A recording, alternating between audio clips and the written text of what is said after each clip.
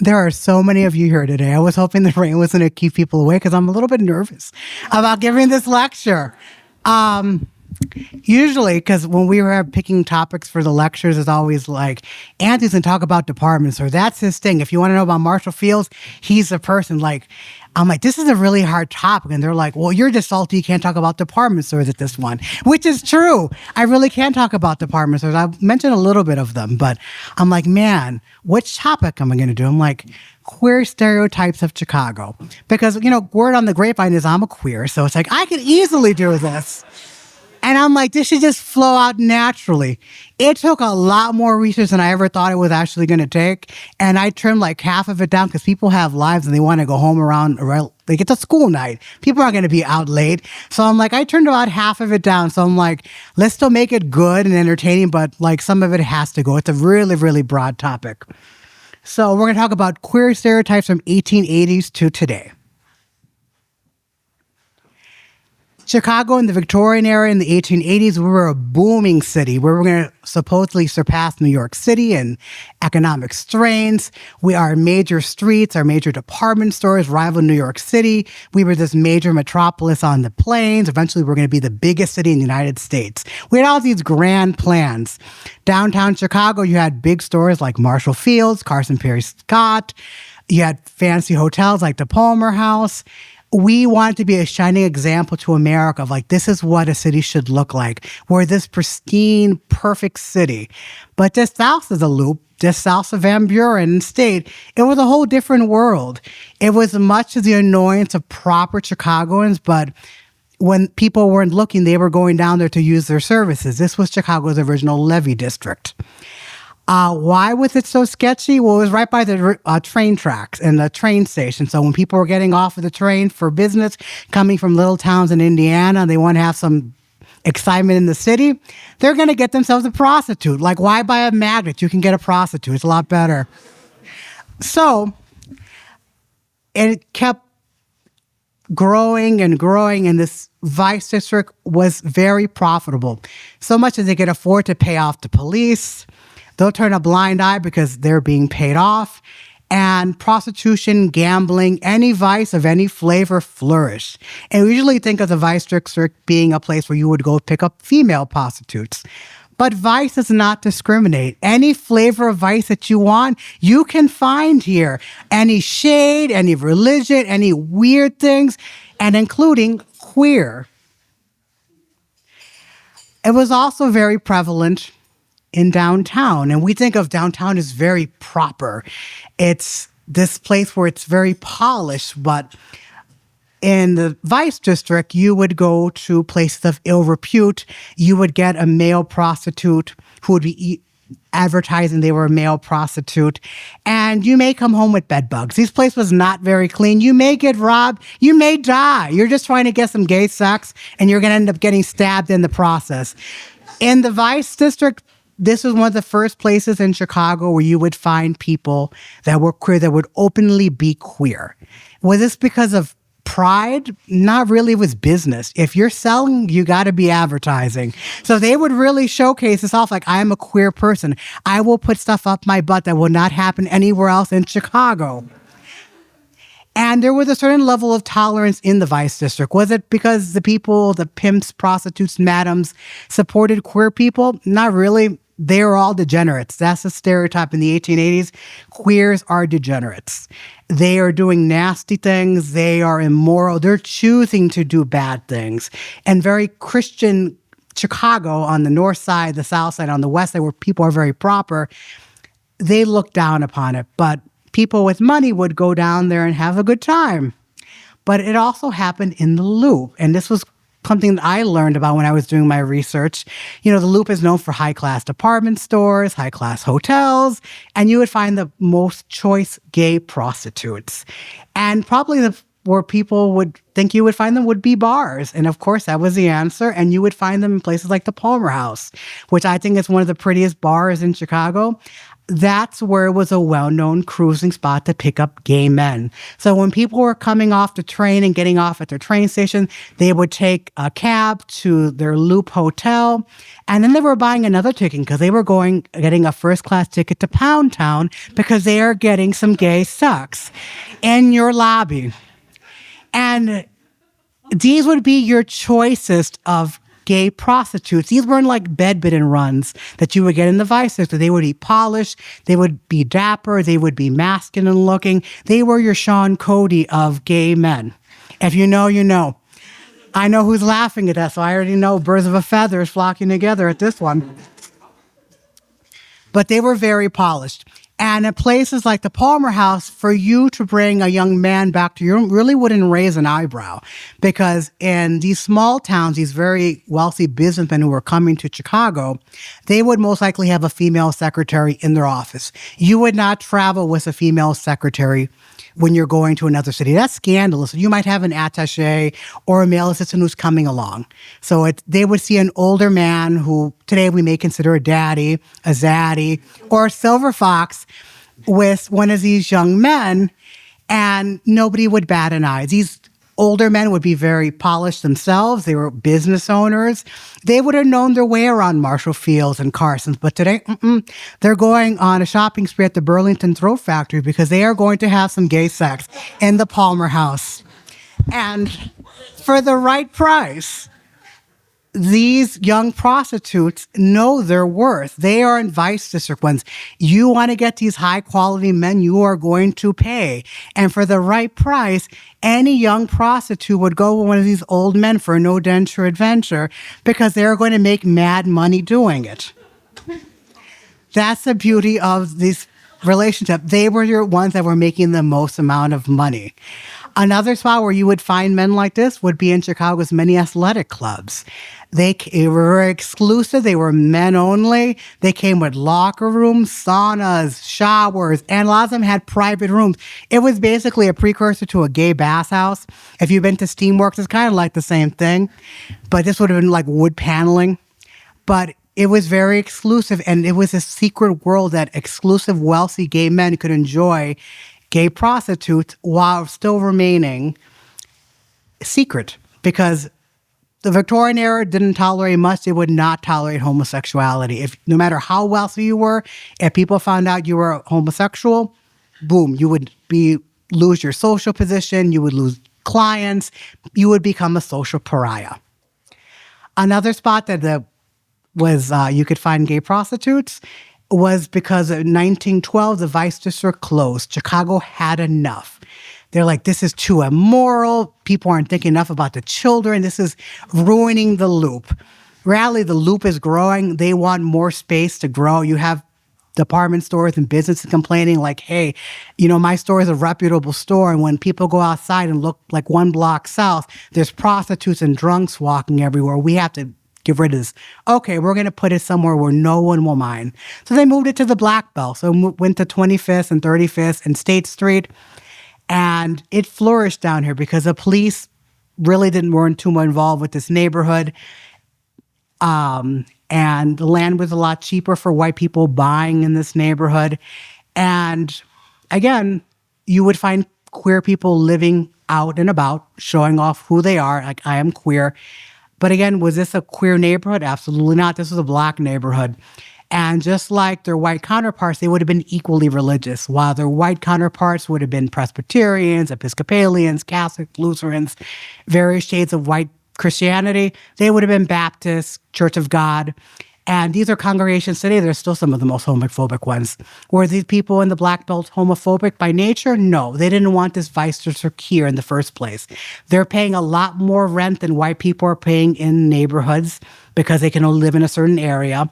This is bringing a criminal element to the neighborhood. You're bringing all this alcohol and drinking and debauchery when you're just trying to raise your family in this little narrow area that the city will allow you to live in.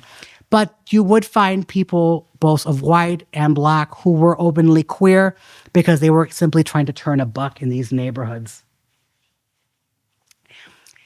In the 1920s, now we're getting into a little bit more liberal times.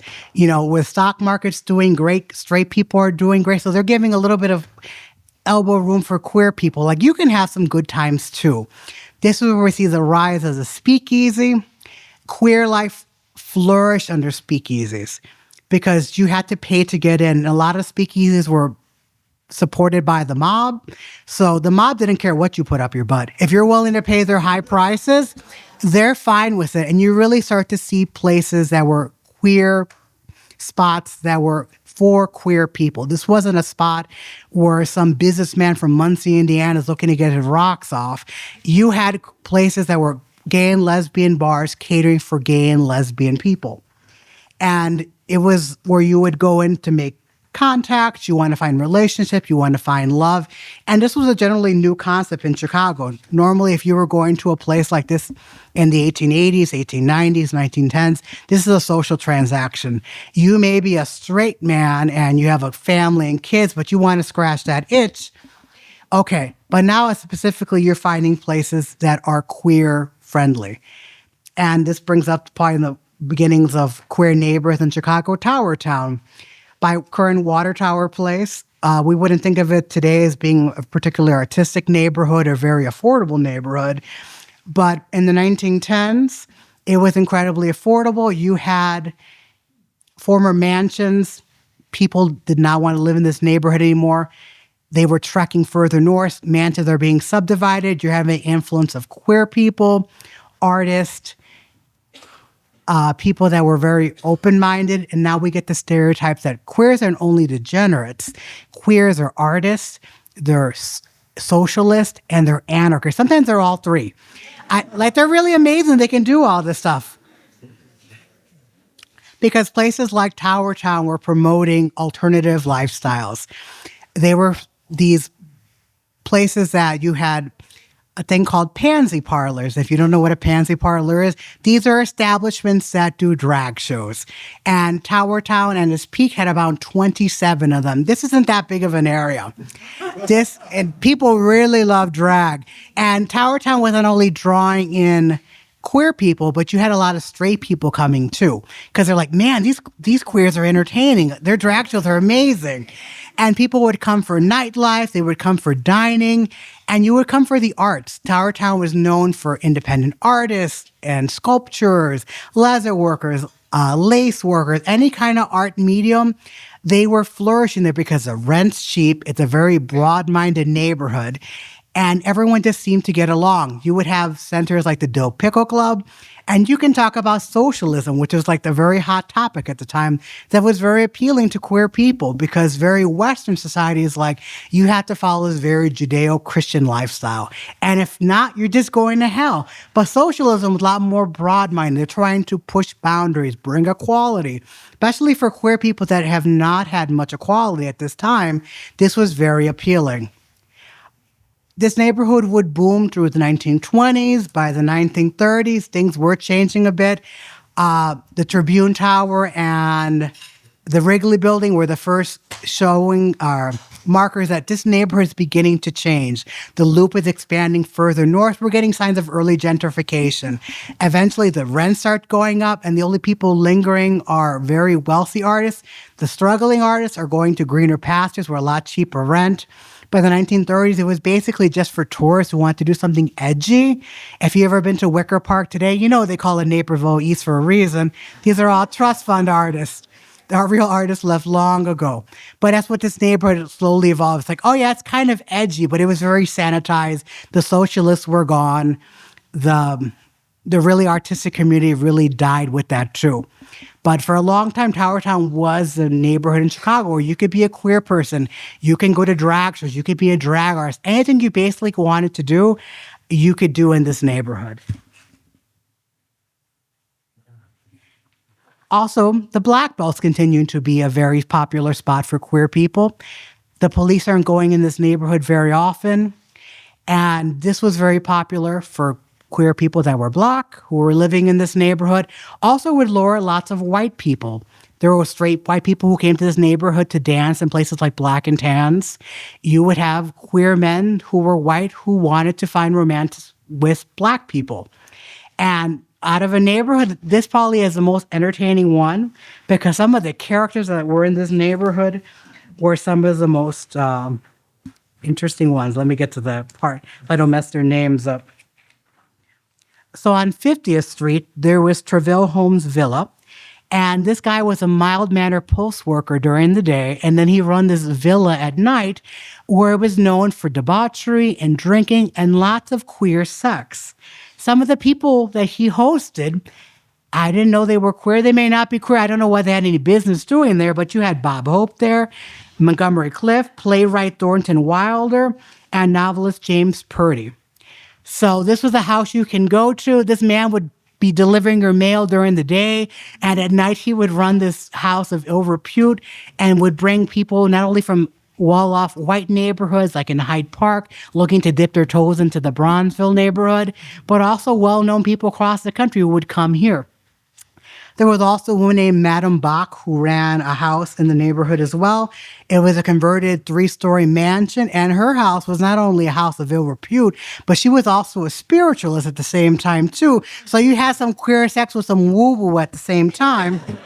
And with her house, it was like one-stop shopping because you would walk in, it's like, oh, I'd love 2 champagnes, and I want to order some lobster, and I also want to have sex with the bartender, because everyone in there was up for grabs. Whatever you wanted was on for sale, and you can stay there overnight. She would charge you, and this was a very popular spot for white men that were coming in from bordering neighborhoods that were coming to this spot like to party and probably get their fortune told at the same time too, because Madame Bach was quite a character. And this was all going on during the Depression. So we have this Great Depression going on, but queer people aren't stopping. They're just going underground. They're going to continue going to speakeasies. There were speakeasies that openly advertised, we're doing drag shows next Saturday night. They did not care. Let's put it in the newspaper. Let the police come here. And the police wouldn't really come many times because, like, this neighborhood's a little bit too scary for us. We're not going into this neighborhood. Eventually, we would get out of the Depression when queers go to war. In the 1940s, queers are still degenerates. They're socialists. Now we think they're communists. And they're also mentally ill. They're not choosing to be bad. It's a mental illness. It's a form of psychosis. Man, I've been drinking a lot. Psychosis. And one way to get rid of it is really easy procedure called shock therapy. So a lot of queer people would just stay under wraps because no one wants to have their brains fried.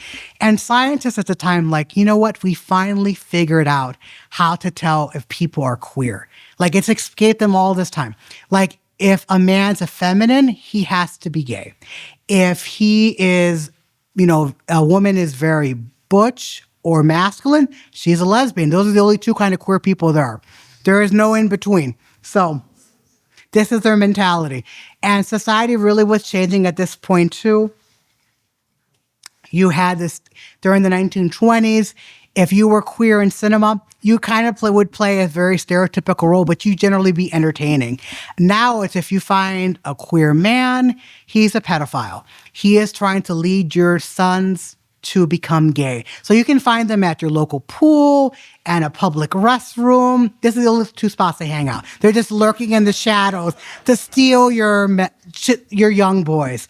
But women, because women are of the fairer sex, they can get lured to lesbianism by a very butch lesbian. Just like that. Just by talking to them, that'll lead them as an adult woman to become a lesbian. So this is also the time where we start seeing the lavender scare, because the government believed, hey, we can't have any people that we think are queer working for the government because the communists will find out and the communists will blackmail them for government secrets. I don't know what kind of secret most government workers know. I thought most of them just like push paper around and make a lot more money than I do. But apparently the government was very concerned about this. So we saw a lot of queer people maybe who weren't even queer. They may have just been an effeminate straight man. It's like, you got to go. But this did not stop queer people from going to the army. Thousands of queer people went to the army to serve their civic duty. And I don't know if anybody knows me personally. Of like, I always mention this frequently. I am a product of the Catholic school system here in Chicago. You may ask, what's that have to do with anything? Because I have very well researched that Catholic school kids are horrible at math. I have like a third grade level when it comes to mathematics. But even with my horrible math skills, I can figure out when you put two and two together, what will happen. You're taking young men at their sexual peak, taking them away from their wives, fiancés, and girlfriends, putting them into tight barracks with other young men who are taken away from women, have little to no contact with women abroad, and you may die tomorrow. You know what's going to happen. Like, it's not even science. Come on now. They are going to trade foxholes for glory holes. They are not playing around. And this happened quite frequently in the Army. Even though the Army did not want this, it was happening. People will find pleasure or release in times of stress wherever they can. And sometimes it was consensual, sometimes it wasn't. If you had someone who was a higher up position and they were demanding sex, what are you going to say to your superior officer? And there were many men who had queer sex and many women who had queer sex in the military. And this was a chapter in their life. They went back to their normal lives after the war ended, and they never went back to it. It's just something you did during the war. But there were many queer people that realized, I find a more connection with the same sex. I didn't feel awkward like I do with somebody of the opposite sex. I wish this could stay around forever, but the war is ending. So things are going back to normal. And they sure did. Now we're in the mid-century era, and things are going back to normal. Women are getting out of that factory, and they're going back home where they belong. But they're getting brand new homes in the suburbs with tidy Cape Cods and white picket fences and the whole suburban life. Great for the suburbs. It was awful for the city. The city was hemorrhaging middle class, white and upper class white people for these very pretty suburbs. Chicago especially, they knew they were losing large swatches of the South Side to the Black Belt. The West Side is really starting to show its age. We are losing lots of people. We cannot afford to lose the North Side. The North Side is the whitest, it's the most affluent, it's the newest part. We need to lure young people here because young people have disposable income. They don't have kids. They can spend money in lakefront communities. But how are we going to get them here? That's the real hard part. Because in 1920s, we had a lot of construction, like very apartment hotels along the north side, like uptown especially. They really stopped in the 1930s because that Great Depression wasn't having any of it.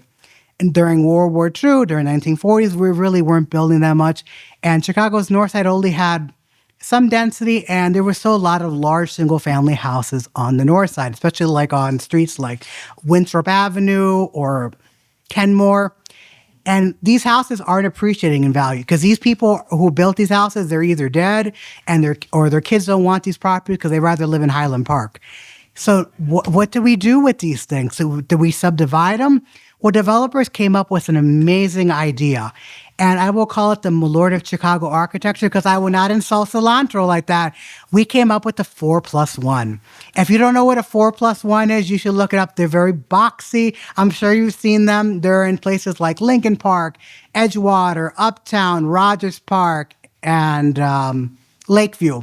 They're very blocky. They're very dense. They're very mid-century looking, and they would lure thousands of young people to these neighborhoods.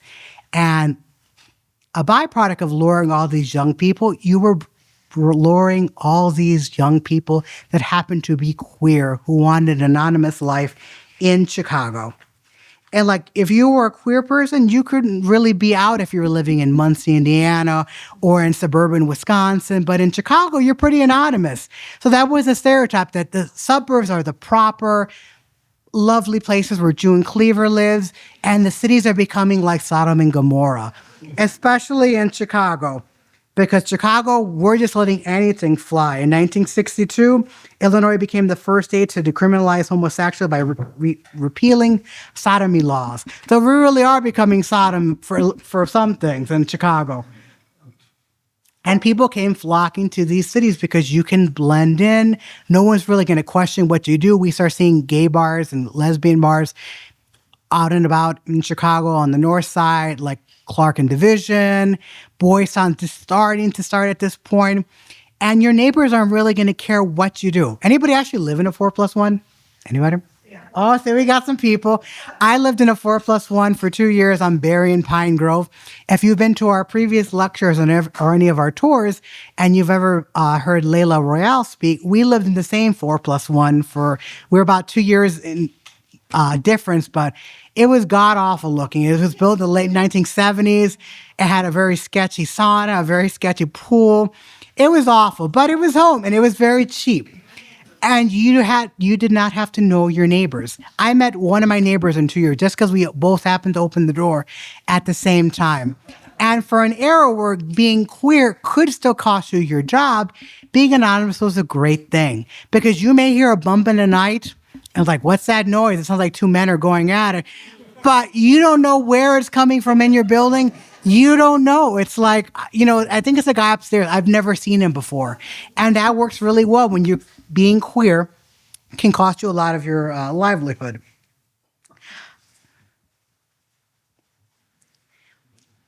The 1970s rolls around. Queers are now fighters. The 1960s were just trying to survive. Like, the state decriminalized sodomy, but if your job finds out you're queer, you can lose your job. If you're living in a 2-flat or a 3-flat and your landlord finds out you're queer, I don't want you in my property anymore. This was an era where police officers, if found out you're queer, they can take you to the police station, beat the shit out of you. And who are you going to call? You may be in the closet and have a wife. You may not want to have your boss find out. So you're just going to be in that cell for 2 or 3 days and eventually they'll throw you out. But fueled by Stonewall in 1969, now queers are fighting back like they never have before. You had the first Gay Liberation March, which is a precursor to the Pride Parade, on June 27th, 1970. It was commemorating Stonewall Inn. It had about 200 participants, and they walked from Bughouse Square, which is basically old Tower Town, to where Daly Plaza is today. They were protesting. They were tired of queers not having equal rights. They were really pushing back on to have the same rights that normal straight people have. That straight people can have open relationships and not have the fear of losing your job, the fear of losing your housing, the fear of arrest. In 1973, queers pushed back and homosexuality. Man, I'm drinking a lot. Pardon me. I got to get my money's worth here.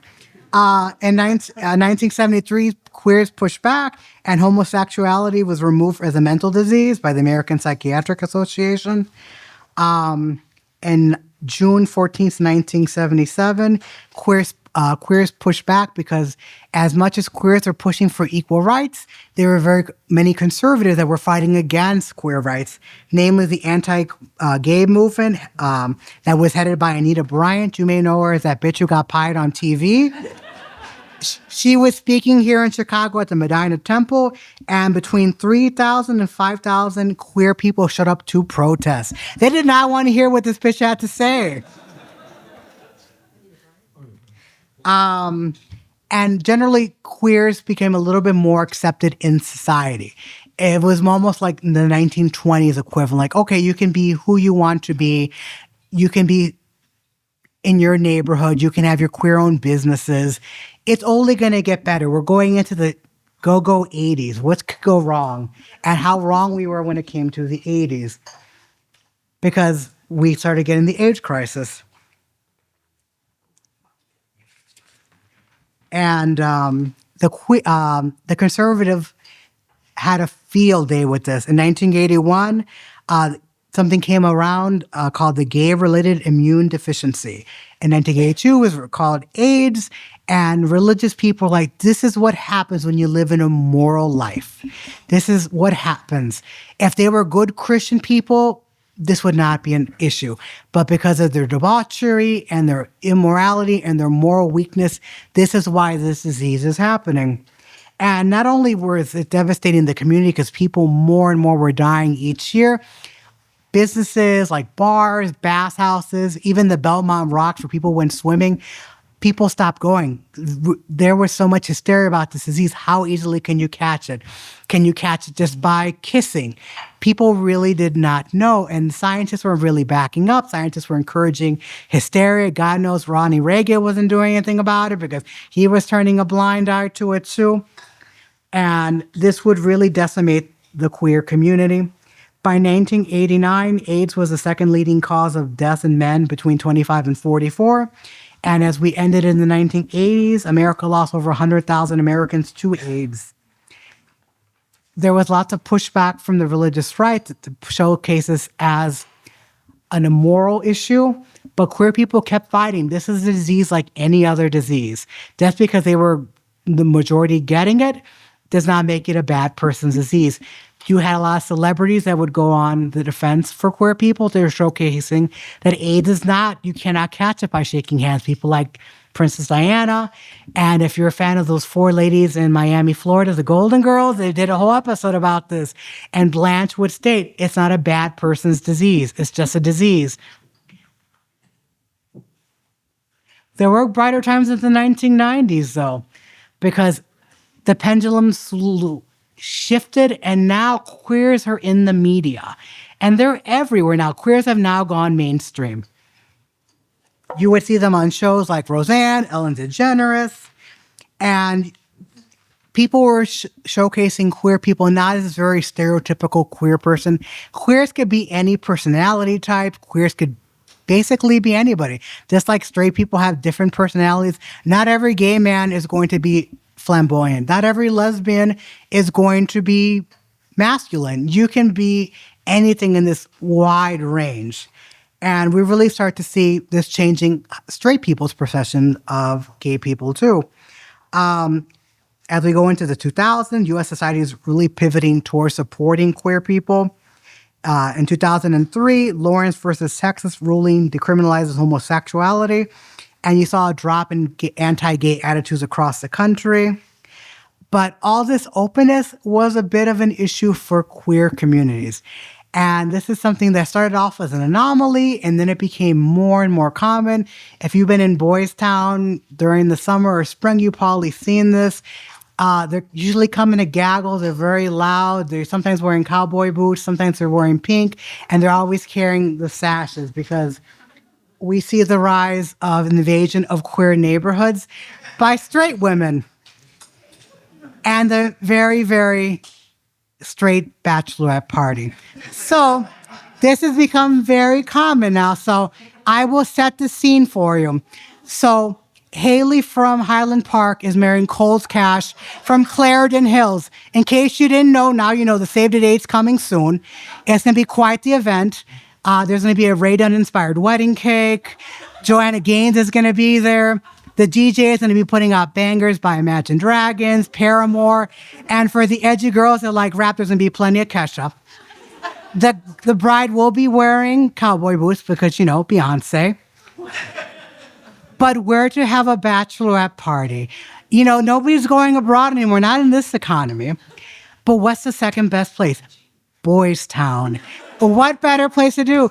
And originally this started off as a safety concern. Women did not want to be harassed on their bachelorette party at straight bars. But now there's more and more and more in gay neighborhoods. And this is, queer communities always have been welcoming of everyone. But people need to know if you're not queer, this is not technically your space. You're just a side character. You're not the main character, honey. And a lot of straight women, when they go to these places, they have a hard time realizing, hey, I'm not the main character in this neighborhood. And part of the problem with this is the stereotype that, you know, I saw on TV that queer people are interesting and fabulous, so I need to have one. This isn't a genuine relationship, though.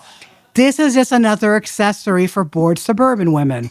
This is your Stanley Cup. This is your Labubu. This is your Dubai chocolate. This is your flavor of the month. I saw queer people interesting. I have to have one as a best friend. And the problem with that, it's a very shallow relationship. You're not wanting to be friends with someone because you have general shared interests or you just admire them. Like, no, I want you to fit this stereotype and you're going to be my friend until I grow out of you and then I'm going to move on. And this is problematic because these women go back to their suburban life and they don't remember their queer friends. They will go on to be on PTAs that have issues with, books that have two gay dads. They're going to go eat at Chick-fil-A. They're going to still love going to Target. They still like Ray Dunn. Like, they have all these problems that are going for them. So that's the problem with these invasion of queer spaces. Queer spaces, of course, should always be welcoming to everyone. But when you're not the main character, you need to kind of step aside. Like, I am in your space. I am respecting your space. I don't want to overwhelm your space. I'm going to make sure my girlfriends aren't, touching some random man's chest. You have to have some kind of decorum when you go to Boys Town, believe it or not. And then we get to today, and we're in the amazing Trump era. And we see the rise of white Christian nationalism. And again, we see that pendulum shift, and now queers are immoral. They're trying to shove their lifestyle down your throat. All this woke media showcasing these books with two dads and these mixed families that have adopted kids. We start really seeing this shift where they really can't fit into our society. But some queer people are really bucking that trend because since the 2010s, we're seeing queer people going places they've never gone before, places that they may have grown up in, and now they're making that trek back. And we're starting to see the rise of queers in the suburbs. And despite what Lincoln Square will tell you, that little ash yard is not a proper backyard. These queer people want that matchbox of their own, a fence, a real chain link, a grill out on the patio, disposal in the sink, a washer and a dryer and an ironing machine, and a tract house that they share, somewhere that's green. And now we have queers moving spots that we've never thought. Historically, suburbs have been very anti-queer, but now we're finding suburbs that are basically rolling out the red carpet for queer people.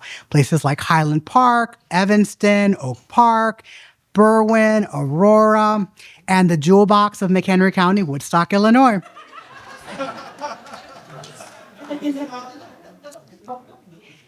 And they're getting lured by good school districts, ample yards, good housing, and it's just not.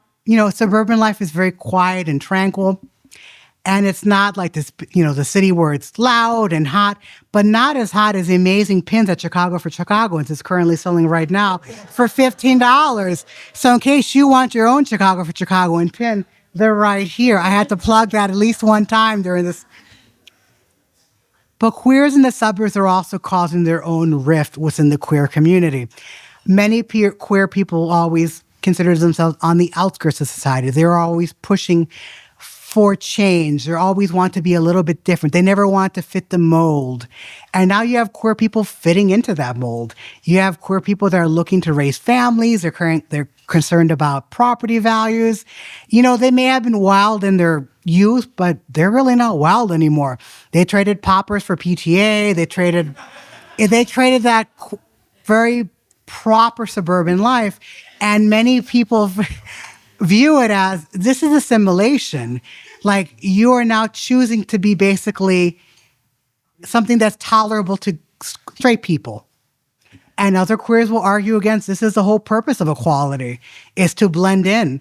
You can be in a neighborhood in Chicago where your neighbor can be Chinese, your neighbor could be gay, 2 doors down there's a black person, and 3 doors down there's a Hispanic person. You don't have to be Mexican and live in Pilsen. You don't have to live Chinese and live in Chinatown anymore. So this is an ongoing debate. Is it assimilation or this natural evolvement of the queer identity? It's up to you. But now with white Christian nationalism, we have in the cities where very conservative people, especially with transgender people, it's, this very woke left is trying to corrupt youth. They're trying to make them all askew and change their genders. And this is part of queer people's lack of morality. It's gone way too far. And the government really has pushed its laws under Trump because we see trans people being barred from athletics. They want to keep them out of the bathroom. People are just trying to pee. I never look at anybody when I'm trying to pee. But, very conservatives are really into looking at you pee. So I don't know why they do that. And we really see this push to support trans rights. They're the ones that basically started Stonewall. So we have to support them as a community. As a community, we continue to grow and evolve. And even though the government is really narrowing in on trans people, queer people are fighting back. We're all under the rainbow umbrella. That's one of us. You attack one, you attack all of us. So even though the government is trying to shut us down, we get even louder. And last but not least, the queer community, in closing, has gone through a lot in its history. And it's always ups and downs. The pendulum will always swing to the right and to the left. It's never going to stop. You're going to have times where we make so much strides, and the next decade, we're going to basically lose all the ground that we took. But we're going to continue to grow. We're continually evolving, and we're getting louder, and we're getting support from people that aren't queer. As a group, we also remember to be inclusive.